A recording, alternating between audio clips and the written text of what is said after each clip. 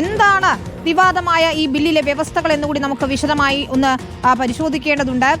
ജയിലിലാകുന്ന മന്ത്രിമാർ പുറത്തു പോകുന്ന ബില്ലാണ് അവതരിപ്പിച്ചിരിക്കുന്നത്. ഇപ്പോൾ ലോക്സഭയിൽ പ്രതിഷേധത്തിനിടെ പ്രധാനമന്ത്രിമാർ, കേന്ദ്രമന്ത്രിമാർ, സംസ്ഥാന കേന്ദ്രഭരണ പ്രദേശങ്ങളിലെ മുഖ്യമന്ത്രിമാർ അങ്ങനെ തുടർച്ചയായി 30 ദിവസം തടവിൽ കഴിഞ്ഞാൽ ഇവർക്കൊക്കെ സ്ഥാനം നഷ്ടമാകുന്ന തരത്തിലുള്ള ബില്ലിലെ വ്യവസ്ഥകളാണ് ഇപ്പോൾ വലിയ വിവാദങ്ങൾക്ക് വഴിവെക്കുകയും ചെയ്തിരിക്കുന്നത്. പ്രധാനമന്ത്രിയും മുഖ്യമന്ത്രിയും ഉൾപ്പെടെയുള്ളവർ ഇതിൽ ബാധകമാകും എന്നതാണ് ഏറ്റവും പ്രധാനപ്പെട്ട കാര്യവും.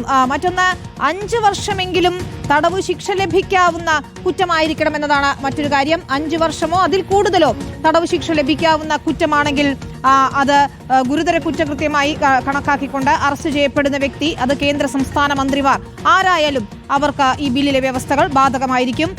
ജയിലിലായാൽ 31ാമത്തെ ദിവസം രാജി, അതല്ലെങ്കിൽ 31ാമത്തെ ദിവസം സ്വമേധയാ സ്ഥാനഭ്രഷ്ടനാക്കും എന്നതാണ്. ഗുരുതര കുറ്റകൃത്യങ്ങളെ അറസ്റ്റ് ചെയ്യപ്പെട്ട് 30 ദിവസമെങ്കിലും ജയിലിൽ തുടർന്നാൽ, അതായത് കസ്റ്റഡി തുടർന്നാൽ രാജി നിർബന്ധമാണ്. അതിൽ പ്രധാനമന്ത്രിയെയോ മുഖ്യമന്ത്രിയെയോ ആരായാലും രാഷ്ട്രപതിയോ ഗവർണറോ ശുപാർശ ചെയ്യണം. ഇനി ശുപാർശ ഇല്ല എങ്കിൽ പോലും തൊട്ടടുത്ത ദിവസം, അതായത് 31ാമത്തെ ദിവസം സ്ഥാനം തെറിക്കും എന്നതാണ് ഇതിലെ ഏറ്റവും വലിയ പ്രത്യേകത. നിലവിൽ ശുപാർശ നൽകിയാൽ മാത്രമേ അത്തരത്തിൽ സ്ഥാനഭ്രഷ്ടരാക്കാറുള്ളൂ. പക്ഷേ ഈ ബില്ലിലെ വ്യവസ്ഥയനുസരിച്ച് 30 ദിവസം കഴിഞ്ഞാൽ 31ാമത്തെ ദിവസം ഒന്നുകിൽ രാജിവെക്കണം, അല്ലെങ്കിൽ ശുപാർശ ഇല്ലെങ്കിലും സ്വമേധയാ സ്ഥാനം തെറിക്കും എന്നതാണ്.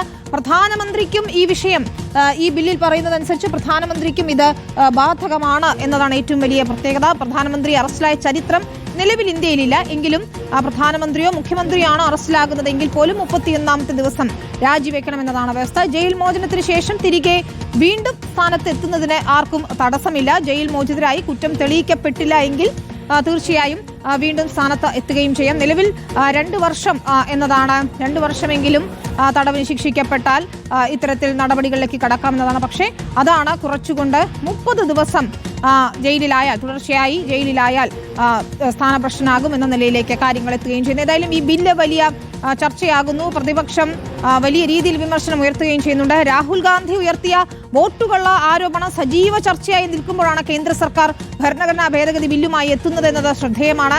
പ്രതിപക്ഷ കക്ഷികളെയും നേതാക്കളെയും വേട്ടയാടാൻ ലക്ഷ്യമിട്ടുള്ളതാണ് ഈ ബില്ല് എന്നതാണ് പ്രതിപക്ഷത്തിന്റെ വാദം. അതുകൊണ്ട് തന്നെയാണ് കോൺഗ്രസിന്റെ നേതൃത്വത്തിൽ എല്ലാ കക്ഷികളും ഒറ്റക്കെട്ടായി ബില്ലിനെ എതിർക്കുന്നതും